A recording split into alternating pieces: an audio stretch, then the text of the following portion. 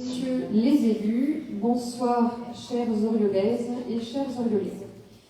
Je propose pour ce conseil municipal Manon Di Maggio comme secrétaire de séance et je soumets au vote sa désignation à l'unanimité. Je vais procéder à l'appel nominal des 33 conseillers municipaux, donc Véronique Micheli, présente, Jean-Paul Alouche, Sandrine Raffaelli, Jean-Jacques Mollard, Cécile Esposito, Roger Socia, Céline Legendre, Armand Bouilly, Anne-Marie Rességuier, Denis Chara, Richard Camus, Jean-Louis Millardeau, Christine Henry. Alors, ouais, elle prend le retard, on va voir. Régine Rotor, Claude Pourchier, Denis Brunet, Marie-Dominique Belon, Nicole Monnier, Jérôme Vigne, Frédéric Boissy a donné procuration à François Cordeau, Sophie Pérez a donné procuration à Jérôme Vigne, Laurence Brûlé, David Garcia, Anne-Marie Vallée, Manon Di Maggio, Gabriel Pourchier, Guy Barbaros, Éric Hoff a donné procuration à Daniel Giraud, Laurence Almana, Michel Volpé, Jean-Pierre Atsou. La condition de quorum étant atteinte, nous pouvons ouvrir ce conseil municipal. Je vais soumettre à votre approbation le procès verbal du dernier conseil municipal en date du 19 septembre. Est-ce qu'il y a des remarques par rapport à ce procès verbal? Donc les remarques que vous avez faites. Ah, Christine Henry est arrivée. Voilà. Donc nous rajoutons Christine Henry à l'appel. Donc pas de remarques, un vote à l'unanimité pour ce procès verbal. Je vous remercie. À l'ordre du jour de ce conseil, nous allons étudier 17 points. Et je vais faire une petite déclaration donc, pour annoncer l'ordre du jour de ce conseil. Alors que notre situation économique et sociale est fragilisée par le contexte géopolitique, je veux rappeler ce soir notre devoir de fraternité et de solidarité envers les plus faibles, où qu'ils se trouvent dans le monde. C'est pourquoi j'ai souhaité ce soir soumettre au vote de votre assemblée, de notre assemblée, une motion de soutien à l'Arménie suite aux agressions de l'Azerbaïdjan en septembre dernier, qui ont fait plus de 200 victimes, dont de nombreux civils. Il s'agit d'un symbole de soutien au peuple arménien, ami et souverain, et d'une dénonciation des attaques de l'Azerbaïdjan dans un mutisme international.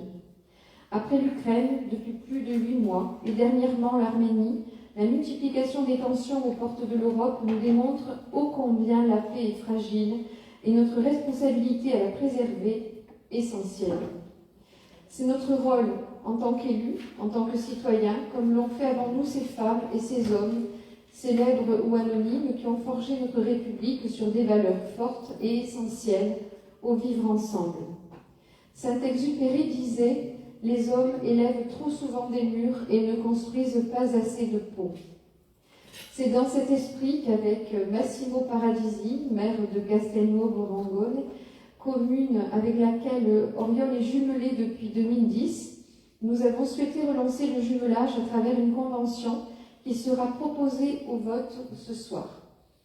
Celle-ci exprime le lien qui unit les peuples européens et se traduira dans des actions concrètes et différents échanges dans les domaines de l'éducation, des traditions, du sport, du tourisme, de l'économie et de la culture. À l'occasion de la prochaine foire de Noël, nous recevrons à Oriol une délégation de 7 élus de Castelnuovo-Rangone les 10 et 11 décembre prochains pour fortifier ces liens. Et construire des ponts entre les peuples, entre les cultures, entre les individus, c'est aussi aller vers une société toujours plus inclusive. La Semaine européenne pour l'emploi des personnes handicapées démarre aujourd'hui et j'ai souhaité cette année que notre commune participe au Duo Day qui se déroulera jeudi 17 novembre. Le temps d'une journée, nous accueillerons 6 personnes en situation de handicap au sein des services municipaux qui formeront un duo avec un agent municipal pour une immersion en milieu professionnel et la découverte d'un métier. L'occasion de belles rencontres pour changer de regard et dépasser ensemble nos préjugés quand on sait que 80% des handicaps sont invisibles. Cette journée vient compléter les projets engagés sur notre commune depuis le début de notre mandat, avec la mise en accessibilité des bâtiments publics et la participation des personnes en situation de handicap dans les réflexions d'aménagement de notre territoire.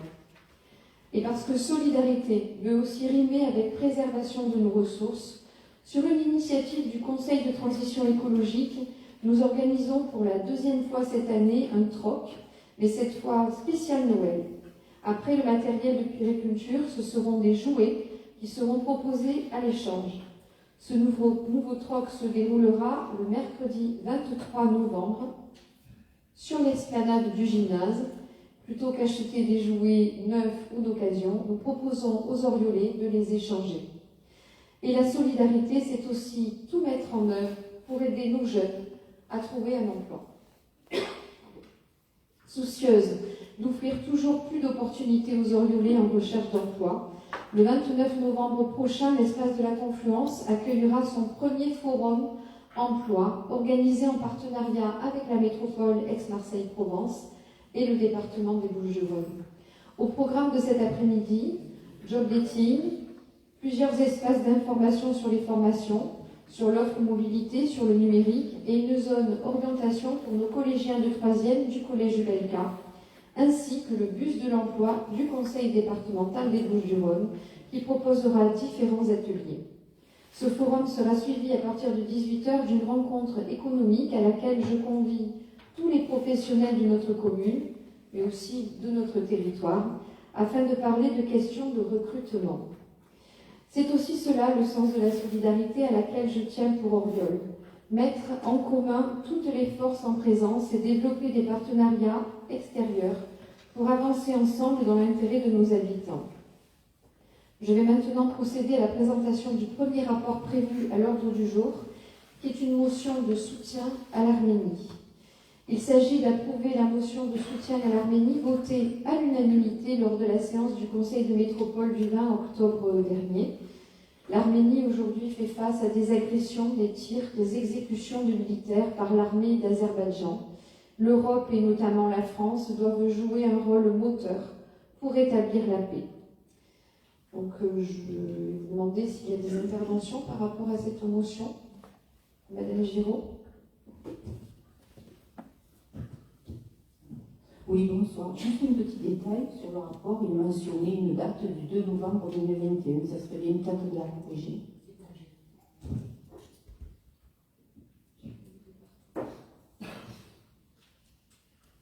Ça a été corrigé déjà. Oui, après l'envoi. D'autres interventions, non? Un vote à l'unanimité, j'imagine? Je vous remercie. Le rapport numéro 2, ce sont les délégations consenties au maire par le conseil municipal. Il s'agit de modifier les délégations permanentes consenties par le conseil municipal concernant l'autorisation de mandats spéciaux que les membres du conseil municipal sont amenés à exercer dans le cadre de leurs fonctions et le remboursement des frais liés. C'est des apports de la loi 3DS. Donc vous avez l'ensemble du rapport, mais ce qui a été modifié sur le rapport, c'est le point numéro 30. Qui est d'autoriser les mandats spéciaux que les membres du conseil municipal peuvent ainsi être amenés à exercer dans le cadre de leurs fonctions, ainsi que le remboursement des frais afférents prévus à l'article L2123-18 du Code général des collectivités territoriales. Voilà, pour éviter de relire l'ensemble du rapport. Est-ce qu'il y a des interventions par rapport à cette délibération? Qui est pour? Qui s'abstient? Qui est contre? Le rapport numéro 3 sont des modifications apportées au règlement intérieur du conseil municipal et je laisse la parole à monsieur Alouche. Oui, bonsoir. Donc, il s'agit d'amender le règlement intérieur du conseil municipal et d'approuver la modification des articles 16, 31 et 32 du règlement en abrogeant l'ancienne version. Donc, ces modifications sont liées à la réforme des règles de publicité, de dématérialisation, d'entrée en vigueur et à la conservation des actes des collectivités. Il y a des questions? Madame Giraud? Alors oui, effectivement, donc c'est une ordonnance qui s'impose à nous, donc on est obligé de modifier le règlement intérieur. Donc ce règlement intérieur, on l'avait déjà voté au niveau du conseil municipal du 20 novembre 2020. Donc nous, notre groupe avait émis des observations, bon, qui d'ailleurs n'ont pas été prises, mais bon, ça on n'est pas surpris de la non prise en compte. Mais par contre, on avait soulevé une remarque, qui était une remarque d'incompréhension sur une phrase. Donc c'était sur le chapitre 1, l'article 5, c'était sur les questions orales. Je vous la relis parce que bon, elle a été reprise telle qu'elle était au premier règlement intérieur. Les questions déposées après l'expiration du délai subvisé 48 heures ne seront pas traitées à la séance ultérieure, la plus proche, sans qu'il soit nécessaire de renouveler la procédure de demande. Alors je voudrais que vous m'expliquiez cette phrase. Ça sera fait après. En fait, si vous déposez votre demande, votre question orale en dehors des délais, ça sera mis dans le prochain conseil municipal. D'accord. Alors, donc dans cette phrase, il faut enlever une négation. Il y a une négation de trop. Parce qu'honnêtement, moi j'ai repris le procès verbal du précédent conseil municipal. On avait soulevé cette question, effectivement, c'est incompréhensible. Oui, effectivement. Oui, effectivement, il y a un nœud qui se rend compte. Voilà. Ensuite, donc nous, ce qu'on voudrait sur ce règlement intérieur, c'est qu'on rajoute donc dans ce même chapitre, donc le chapitre 1, on rajoute un article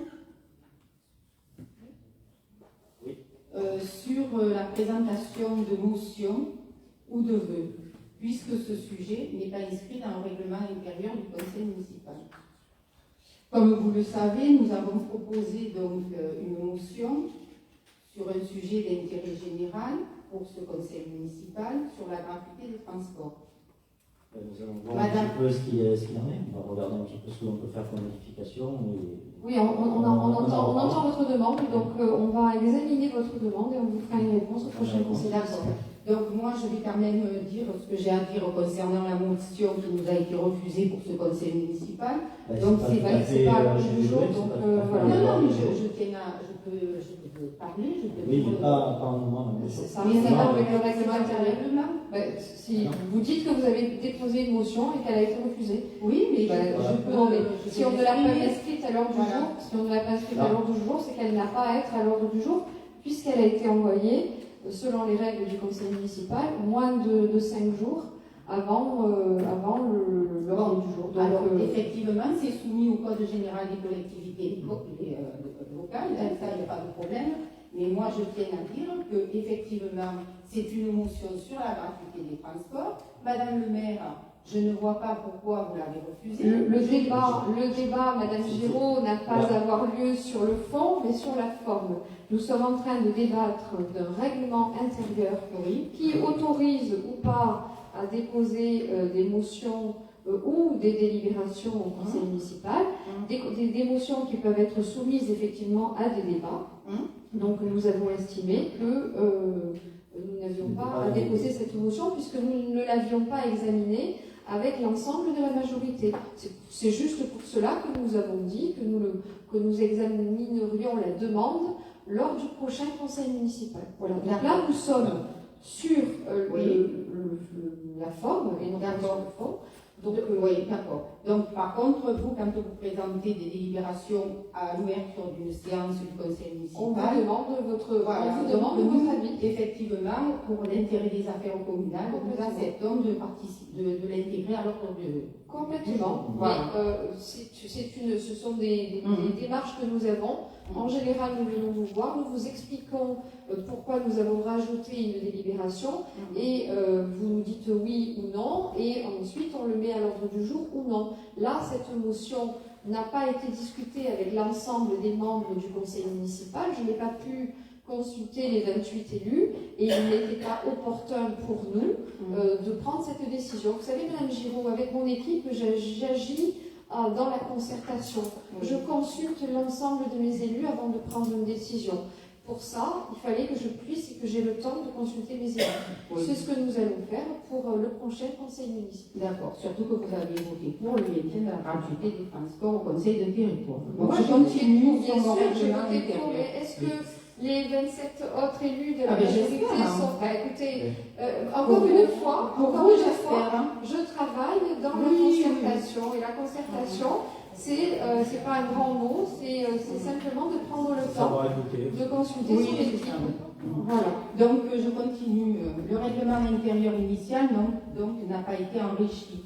Mais pourtant, vous avez créé des nouvelles instances, en l'occurrence un copil comme celui des opérations façades. Vous auriez pu aussi mentionner dans l'article sur les commissions le nombre d'élus de la majorité, de la minorité, siégeant dans les différentes commissions dans un souci de transparence. C'est votre choix, mais ce document est le reflet de votre fonctionnement à vous et à votre équipe, et on ne peut que regretter que pour vous, le conseil municipal ne soit qu'une chambre d'enregistrement et non un lieu de débat.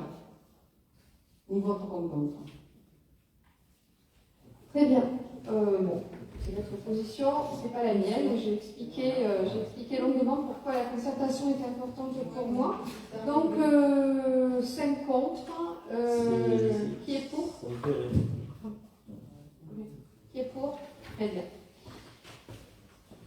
Alors, nous allons passer au point numéro 8, parce que nous avons un adjoint qui doit s'absenter, Monsieur Bouly, qui a son fils qui a été accidenté. Donc, pour des raisons exceptionnelles, nous allons le libérer de ses fonctions ce soir.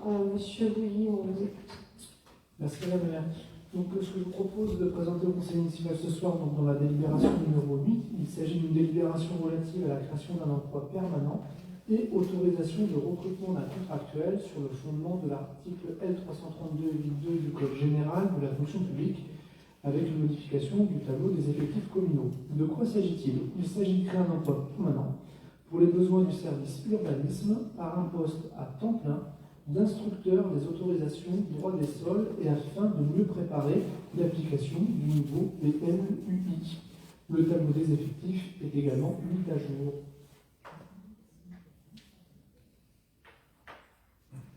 Il y a des questions? Madame Giraud. Alors, vous mentionnez dans ce rapport que si cet emploi n'est pas pourvu pour un fonctionnaire, vous recruterez un agent contractuel pour une durée déterminée, pour une durée d'1 an, 3 ans maximum, renouvelable une fois 6 ans maximum. Alors d'abord, on voudrait savoir la date de recrutement. Et donc, nous, notre position, c'est connaissant la complexité des missions en matière d'urbanisme et au vu de la fiche de poste fournie suite à notre demande, nous pensons que ce mode de recrutement n'est pas adapté à ce poste. D'autant que les compétences et le savoir-faire en matière d'urbanisme ne se font pas en quelques jours, mais au fil des années. De plus, je rajouterai que ce mode de recrutement est en contradiction avec le PLUI que vous nous avez présenté, puisque vous faites une projection sur 20 ans jusqu'en 2040. Nous voterons contre cette délibération. Juste donc une réponse en 2 temps, la première par une date et puis la deuxième par une illustration. La première, la date, c'est que nous diffuserons l'annonce après la création du poste par le conseil municipal du 14-11, donc je pense que dans les jours qui viennent, cela sera publié. Et puis après, je vais répondre indirectement avec un exemple familial. Mon frère est infirmier anesthésiste, donc il est amené à faire des soins. En fonction de où il est fait, de quoi il est fait, des fois il est fait sous statut d'infirmier fonctionnaire, et puis des fois il est fait en tant qu'intérimaire pour aller dépanner à un autre hôpital. Donc il y a 2 statuts différents, mais je peux vous assurer qu'il fait les soins de la même manière, donc il n'y a pas de lien entre le statut sous lequel les actes sont faits. Merci. Non mais pourtant c'est pas la première fois que je vous l'explique, mais je vous le redirai. Nous sommes entièrement d'accord.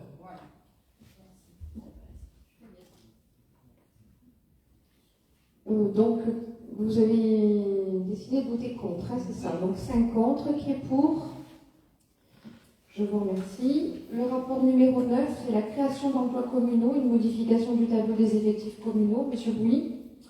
Oui, donc là il s'agit d'acter l'intégration d'un agent des écoles dans la filière administrative, alors qu'elle était en filière patrimoine. Donc anciennement adjoint de patrimoine principal de 2e classe, on crée un poste d'adjoint principal sur la même grille indiciaire. Il s'agit également de créer le poste d'éducateur territorial des activités physiques et sportives pour une personne qui a réussi son concours d'ETAPS, et félicitations à lui.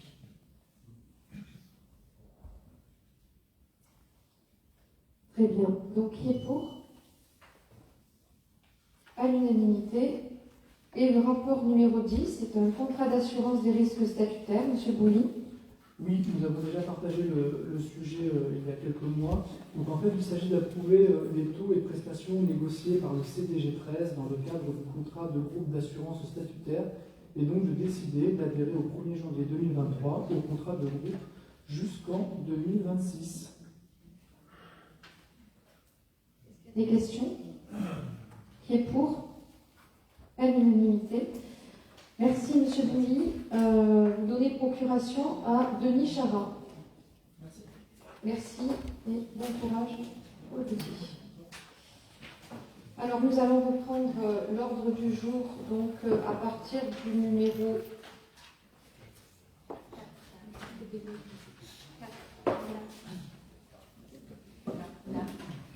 À partir du numéro 4. Donc il s'agit du budget principal 2022 et c'est la décision modificative numéro 2. Et je donne la parole à Céline Legendre, notre adjointe déléguée aux finances et au budget. Bonsoir à tous. Donc la décision modificative numéro 2 de l'exercice 2022, compte tenu des montants mis en jeu et de sa date proche de la clôture budgétaire, est essentiellement un acte purement technique dans le cadre de l'amélioration de la qualité comptable.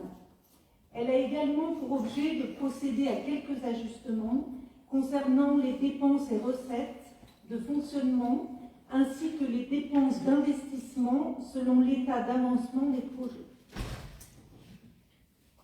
Concernant les dépenses de fonctionnement, donc elles augmentent de 9 784 € et concernent principalement une dotation aux provisions pour créances douteuses pour 7 997 € qui fera l'objet de la délibération suivante, numéro 6. Des dépenses additionnelles dans les charges courantes, comme l'eau pour la confluence, pour 7 600 € ont été compensées par des réductions de charges comme celle des frais de réparation du réseau pour 9 955 €.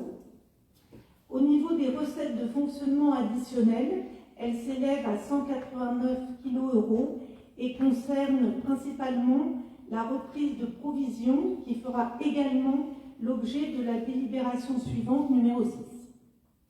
La section de fonctionnement est ainsi présentée en équilibre en apportant 186 000 € supplémentaires à la section d'investissement. Alors, concernant la section d'investissement, l'ajustement du programme annuel d'investissement est neutre budgétairement. Il s'agit d'affecter des crédits nécessaires aux projets suivants: le cheminement piétonnier pour 55 000 €, l'étanchéité du bâtiment Claire Dauphin pour 40 000 €, la réhabilitation de la mairie pour 40 000 € et les travaux de la salle des fêtes du village pour 15 000 €. Des diminutions équivalentes sont réalisées, principalement sur le projet des terrains de tennis déplacés sur 2023 suite aux études de l'Institut national des recherches archéologiques préventives. Nous avons également des écritures de sortie de patrimoine au chapitre 041, tant en recettes qu'en dépenses, pour un montant de 731 000 € suite à la cession le 28 décembre 2021 à l'euro symbolique de la caserne des pompiers Hospice. La section d'investissement, grâce au surplus de fonctionnement, est ainsi en suréquilibre favorable de 179 kg. Je vous propose d'approuver cette DM2. Est-ce qu'il y a des interventions sur cette DM? Monsieur Barbaroux. Oui, rien de majeur dans cette DM, hormis les provisions, mais on en parlait tout à l'heure. Mais comme on a voté contre le budget au départ, on votera à nouveau contre cette décision modificative numéro 2. Très bien. Donc, qui est pour? Très bien. Le rapport numéro 5, et l'adoption du règlement budgétaire et financier. Et c'est Madame Legendre qui va vous le présenter. Donc avec le passage au 1er janvier 2023 à la nomenclature comptable M57, il faut adopter un règlement budgétaire et financier conforme à cette nouvelle nomenclature et qui formalise les règles de gestion budgétaire et comptable. Les principaux objectifs de ces règles de gestion sont les suivants. Donc, harmoniser les règles de fonctionnement, anticiper l'impact des actions de la ville sur les exercices futurs, réguler les flux financiers de la ville en améliorant le processus de préparation budgétaire et en fiabilisant le suivi de la consommation des crédits. Je vous propose donc d'approuver le présent règlement budgétaire et financier tel qu'annexé. Est-ce qu'il y a des interventions? Pas d'intervention. Qui est pour? À l'unanimité, nous passons au rapport numéro 6. Ce sont les provisions semi-budgétaires 2022 et c'est Madame Legendre. Donc, il s'agit de régulariser nos provisions suite à la demande de la trésorerie, d'effectuer une dotation de provision pour les créances douteuses pour 7 997 € et une reprise de provision de 189 kg € pour des mandats antérieurs de 2013 à 2017 et qui concernent principalement un litige clôturé avec la SEM. Je vous propose d'approuver ces opérations.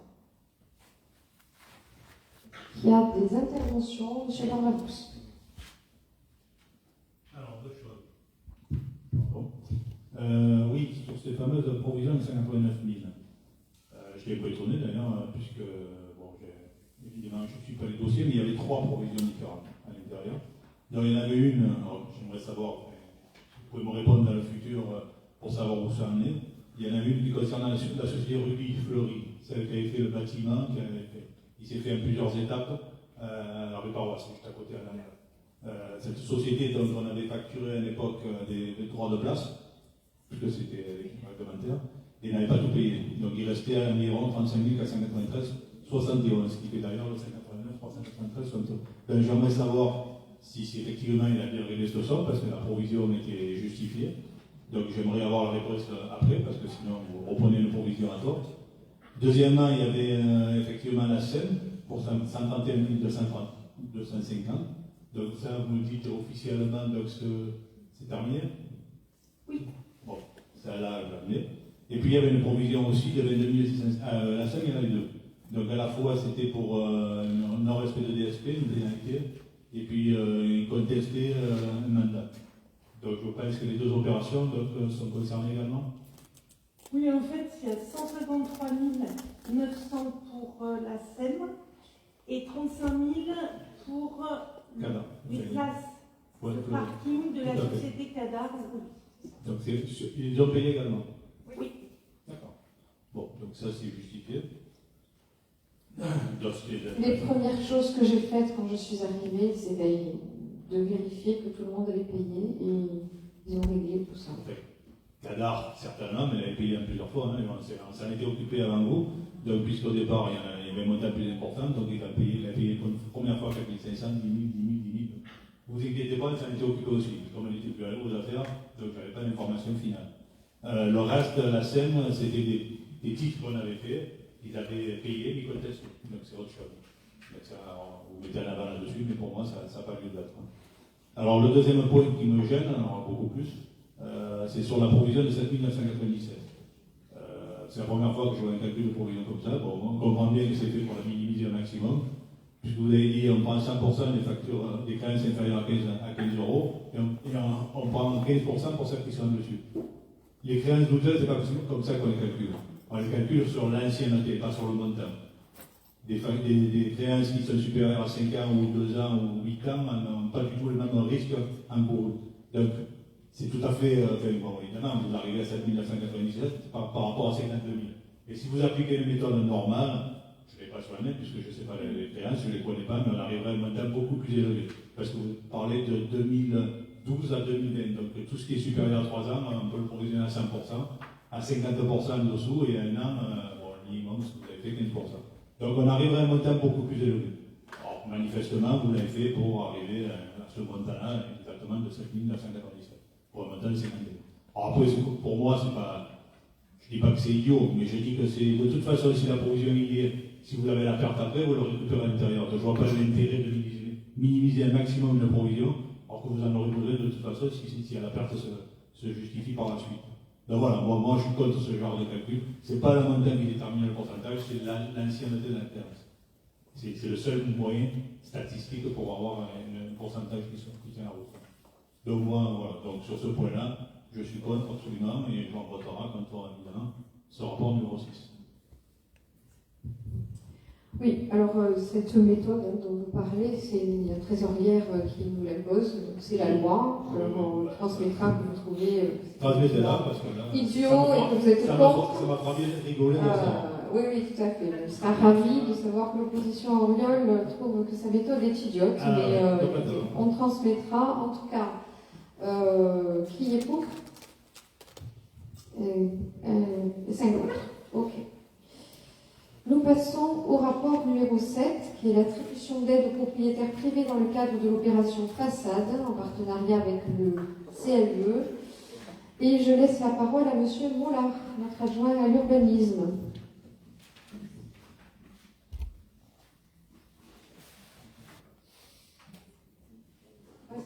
Oui. Bonsoir à tous. Donc effectivement, il s'agit ici d'approuver l'aide allouée à un propriétaire privé dans le cadre du dispositif embellissement des façades pour le ravalement des façades et leur valorisation. Alors cette opération concerne l'immeuble 15 Cours Verdun et selon les préconisations de l'architecte conseil du CAE 13 et suite à l'avis du COPIL en date du 22 septembre dernier, l'aide attribuée donc s'élève à 37 705,95 € TTC, soit 70% du montant des travaux subventionnables.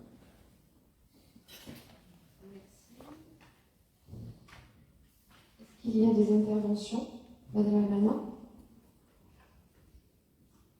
Oui, donc on peut dire que pour la première, nous avons joué de malchance. Tout à fait. Une convocation qui n'est jamais arrivée, un dossier impossible à transmettre par mail, des allers-retours en mairie afin de consulter le dit dossier.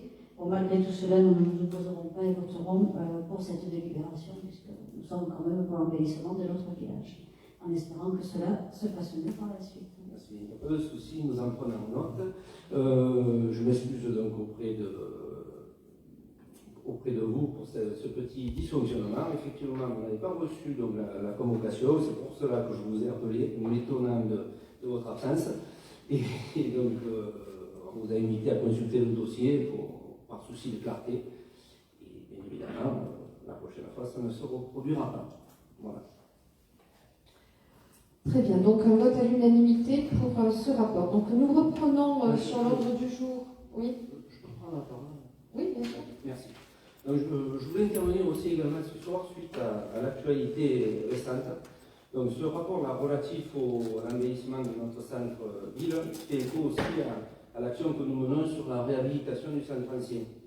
Nous avons pris avec Madame le maire donc, plusieurs arrêtés de péril afin de garantir la sécurité des administrés qui résident dans un habitat dégradé.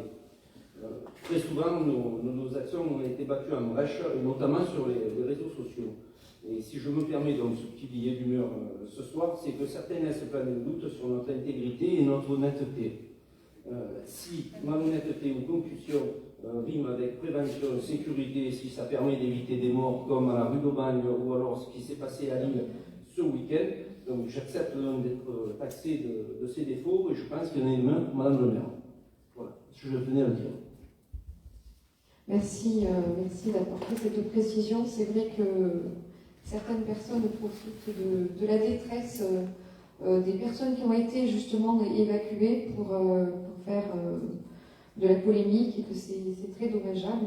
Et effectivement, de toute façon, il faut que l'ensemble des pratiquants de Facebook sachent bien qu'à partir du moment où on va trop loin dans les propos, nous portons plainte, je porte plainte pour diffamation. Parce que j'accepte beaucoup de choses, j'accepte de passer de nombreuses heures en mairie et de prendre des responsabilités qui sont importantes, qui n'ont pas forcément été prises avant, pour sortir d'une situation difficile des personnes qui sont dans des logements privés. C'est le devoir de police du maire, c'est le devoir de mise en sécurité de ces personnes-là. Et je n'accepte pas de me faire traîner dans la boue parce que je prends ces responsabilités. Donc merci, parce que nous sommes tous les deux dans le même combat, enfin tous ensemble, mais particulièrement avec mon adjoint à l'urbanisme, dans ces difficultés-là. Et Dieu sait que nous avons passé des heures et des heures à examiner des situations qui étaient pour le moins compliquées. Donc, un vote, je ne sais plus, on a voté, donc c'est bon. Nous reprenons notre ordre du jour au rapport numéro 11. Il s'agit de l'approbation de la convention de jumelage avec la ville italienne de Castelnuovo Rangone. Et je vais donner la parole à Madame Vallée. Oui, merci. Bonsoir à tous. Donc, il s'agit d'approuver la convention de jumelage actualisée entre nos deux communes et de mettre en place un cadre de coopération. Je rappelle que les objectifs du jumelage sont de développer des projets communs qui nous permettront de partager la vie sociale des deux villes en favorisant des rencontres des personnels municipaux, des responsables d'associations, des jeunes, mais aussi des seniors. Un des autres objectifs est d'impliquer les habitants, mais aussi de stimuler la promotion touristique de nos deux villes, au travers de visites, etc. D'encourager des manifestations sportives, culturelles, professionnelles, organisées par les communes respectives, et enfin d'encourager des échanges entre correspondants d'élèves du collège Ubelka et celui de Castelnuovo Rangone, piloté par les professeurs de langue de ces deux établissements. Merci. Est-ce qu'il y a des interventions ? On est ravis d'avoir ressuscité ce jumelage et on a fait vraiment de très très belles rencontres avec nos homologues italiens et on est ravis aussi de les recevoir et de leur montrer non seulement notre petite industrie, notre agriculture, notre culture, nos traditions, et c'est vrai qu'ils viennent pour la fête provençale de Noël organisée par la Sainte-Éloi en partenariat avec la mairie. Et on est très fiers de leur montrer nos traditions provençales, nos santons, notre artisanat. Donc vous êtes bien entendu invités à les rencontrer avec nous sur les stands et sur la foire provençale. Nous ferons une visite le samedi après-midi avec eux. Très bien. Donc qui est pour ? À l'unanimité, le rapport numéro 12 est l'approbation de la convention relative à l'événement métropolitain Lecture par Nature. Et c'est Madame Vallée qui peut nous la présenter. Oui, donc il s'agit ici d'approuver la convention relative à la manifestation métropolitaine Lecture par Nature, consacrée à la promotion de la lecture publique, qui se déploie dans l'ensemble des bibliothèques du territoire. À noter que cette année, le thème est littérature et jeux. Une classe de 3e du collège Ubelka bénéficiera ainsi de 6 séances de la bibliothèque, ainsi que d'une séance de l'institution, entrant dans le cadre du parcours d'éducation artistique et culturelle, plus communément appelé le parcours EAC. Oui, et merci aux enseignants aussi du collège qui participent à cette opération chaque année, donc art plastique français. Et c'est vrai que les élèves, les enfants sont particulièrement intéressés. C'est une très belle opération. Qui est pour ? À l'unanimité, je vous remercie. Le rapport numéro 13. Oui, donc là, il s'agit d'approuver la convention de partenariat culturel Provence-en-Seine avec le département, qui s'engage à fournir à la commune une aide artistique à la sélection des spectacles, mais aussi une participation financière pour la programmation de ces derniers. Bon, c'est une délibération habituelle. Chaque année, nous signons cette convention avec le département. Madame Giraud ?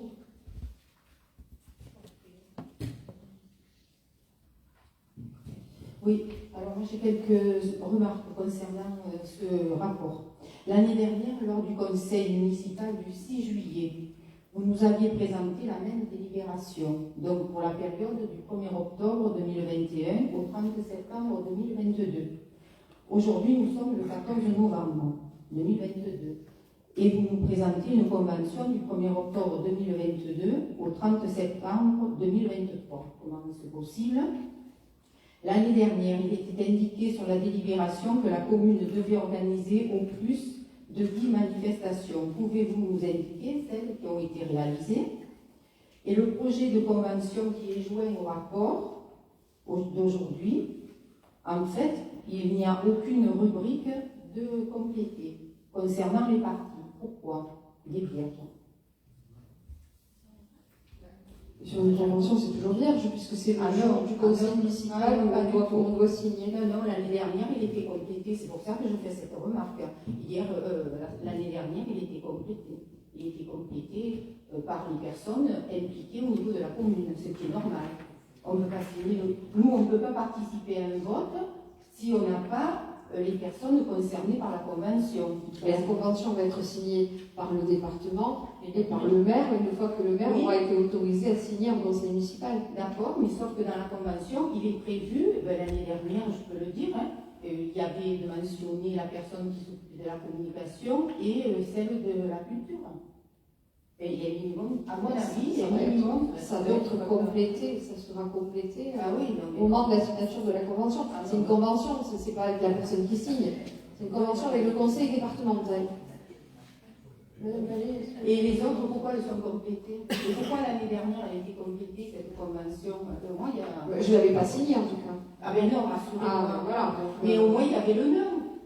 Moi, c'est le minimum. Mais le nom de quoi? Le nom, la mairie d'Oriol, le minimum, la convention. Ça va être complété une fois que le conseil municipal nous sera autorisé à la faire, à la signer. Enfin, là, franchement, vous allez chercher les détails. De toute manière, en fait, c'est pour proposer l'accès à un catalogue où les spectacles sont en fait financés au moins à 50% pour les communes. Donc, il n'y a pas de... Il n'y a pas de loup, hein. Voilà. Donc, chaque année, voilà, chaque année, on re-signe cette convention. Donc, vous n'avez pas répondu aux questions que je vous ai posées. Donc, le décalage avec les dates. C'est une convention chaque année, qui est comme ça, qui chaque année, il n'y a pas de décalage avec les dates. Nous, on la signe aujourd'hui, donc elle prendra effet aujourd'hui, puisqu'on la signe aujourd'hui. Mais de toute façon, c'est pour un spectacle qui va avoir lieu, qui aura lieu après le 14 novembre. Donc, c'est pas une obligation, en fait, après de programmer ces spectacles, puisque au cas où nous avons besoin de la programmation l'an dernier étant encore impactée par la crise sanitaire, nous avons accès à ce catalogue avec des subventions. D'accord. Donc, vous pouvez nous dire les manifestations qui ont été faites? Là, nous sommes en train de travailler sur la Non, mais de l'année dernière, puisque de l'année Quel a été le spectacle que nous avons choisi l'an dernier? Non, l'an dernier, on n'avait pas eu, puisque avec la... ce qui était prévu a été annulé, puisque nous avons eu une interdiction de faire des spectacles de la période de septembre à février. Donc, en fait... ce qui avait été prévu, le spectacle qui avait été programmé, a été annulé. Oui, c'est ça, on avait eu, on a fait qu'une représentation théâtrale l'an dernier, une fois que les salles de spectacle ont été ouvertes. Tout à fait. Et nous espérons cette année que la programmation que nous voulons faire ait lieu. Mais l'an dernier, sur les 5 spectacles prévus, on en a fait un. On a annulé les spectacles de Noël pour les enfants. Il y en avait 2 ou 3 d'ailleurs. On a annulé les concerts. Au début de l'année. Voilà, tout a été annulé, mais pas que par Oriol. L'ensemble de la programmation des salles de spectacle du territoire de France ont été annulées. Donc, qui est pour cette convention? Qui est contre? Qui s'abstient? Le rapport numéro 14, c'est l'approbation de la convention relative au reversement du produit des forfaits de post-stationnement entre la métropole et la commune. Et c'est Madame Esposito, adjointe déléguée à la sécurité, qui nous la présente. Bonsoir à tous.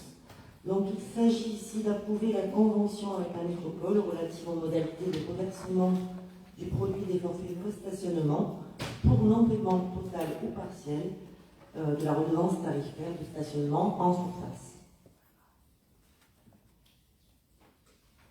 Est-ce qu'il y a des questions par rapport à ce rapport numéro 14? Pas de questions. Qui est pour? À l'unanimité. Le rapport numéro 15 concerne l'ouverture dominicale 2023. C'est une demande de dérogation et c'est M. Cordeau qui va nous présenter ce rapport. Bonjour. Donc, l'article L 3132-26 du Code du travail stipule que dans les établissements de commerce de détail où le repos hebdomadaire a lieu normalement le dimanche, ce repos peut être supprimé les dimanches désignés pour chaque commerce de détail par décision du maire prise après avis du conseil municipal. Le nombre de ces dimanches ne peut excéder 12 par année civile. La liste de dimanches est arrêtée avant le 31 décembre pour l'année suivante. Elle peut être modifiée dans les mêmes formes au cours d'année, au moins 2 mois avant le premier dimanche concerné par cette modification. Lorsque le nombre de ces dimanches excède 5, la décision du maire est prise après avis conforme de l'organe délibérant de l'établissement public de coopération intercommunale à fiscalité propre dont la commune est membre. À défaut de délibération dans un délai de 2 mois suivant sa saisine, cet avis est réputé favorable.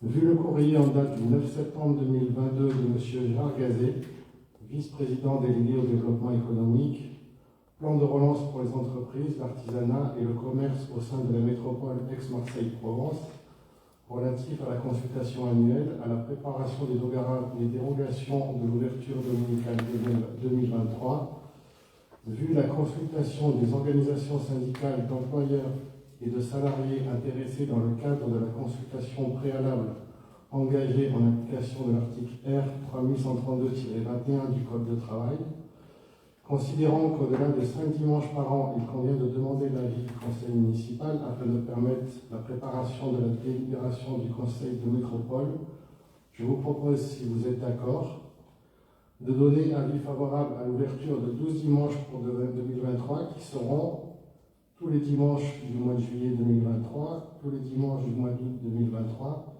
et le 17, 24 et 31 décembre 2023.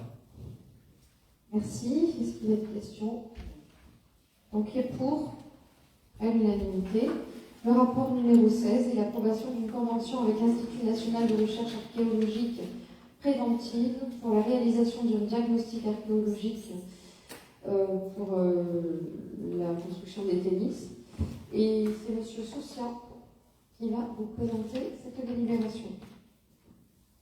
Merci Madame la maire. Bonsoir à tous.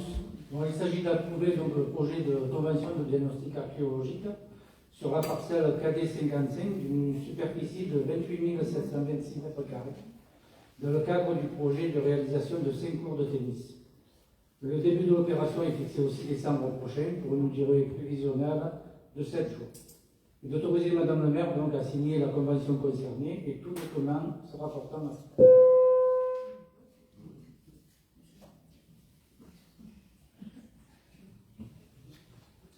C'est bon? Je me suis trompée de bouton.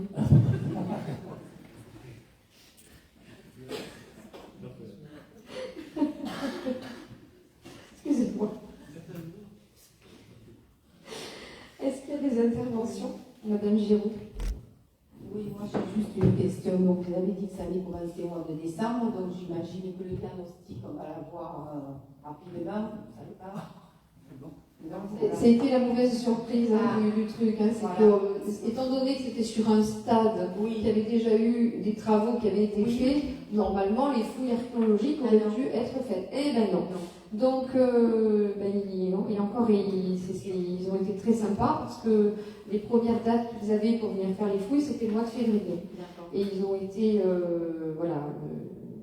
un peu touchés, sensibilisés par notre situation parce que on est en attente de construction de ces tennis qui sont, Monsieur Chara ne va pas me contredire, très attendus.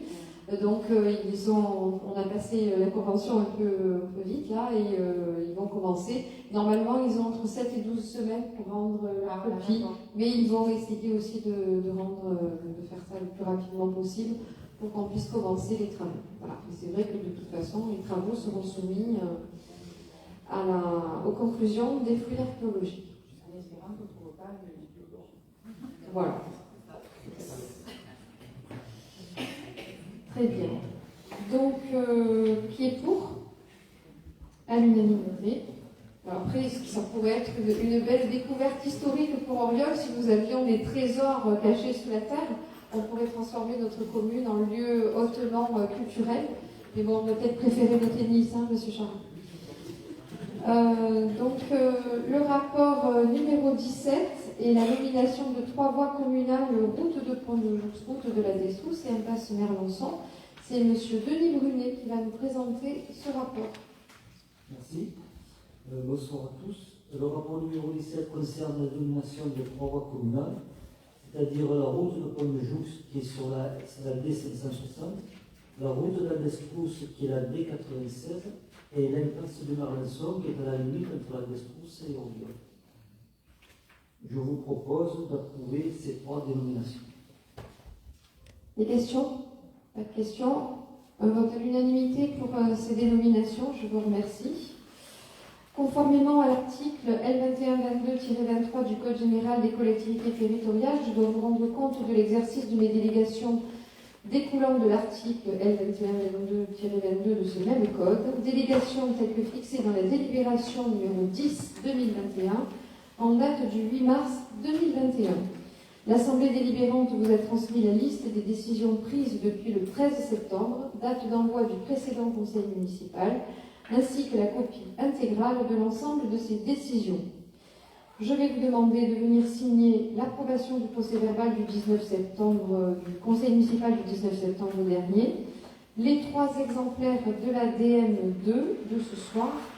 Merci de bien vouloir prendre votre stylo. Je remercie l'Assemblée délibérante pour la présentation de ce conseil municipal. Alors, normalement, le prochain conseil municipal est prévu le 12 décembre, le lundi 12 décembre. Mais nous sommes peut-être dans l'attente de certaines délibérations de la métropole. Il se peut que nous le fassions plus tard. Donc voilà, on prévoit le 12 décembre. Si on doit le reporter d'une semaine, ça ne va pas nous faciliter les choses non plus. Ça ne sera peut-être même pas un lundi. Mais on est un peu soumis à certaines décisions de la métropole. Donc je lève la séance. Je vous remercie d'avoir assisté à ce conseil et je vous souhaite une bonne soirée.